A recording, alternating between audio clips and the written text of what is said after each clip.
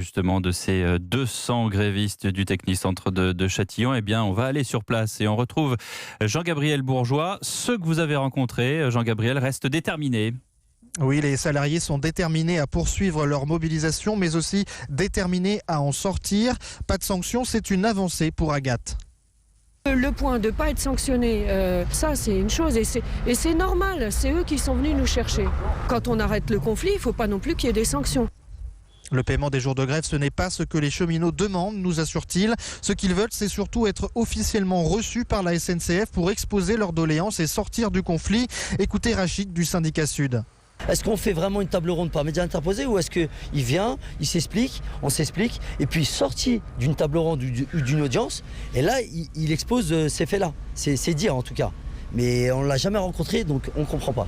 Mais comment vous voulez qu'on reprenne le travail tant que le conflit n'est pas terminé? Moi, j'ai pas la tête à ça. Mais voilà, on n'est pas là jusqu'au boutisme, comme ils disent. C'est eux qui ont été jusqu'au boutisme. Alors vont-ils reprendre le travail? Réponse lors d'une prochaine assemblée générale dans 2 heures.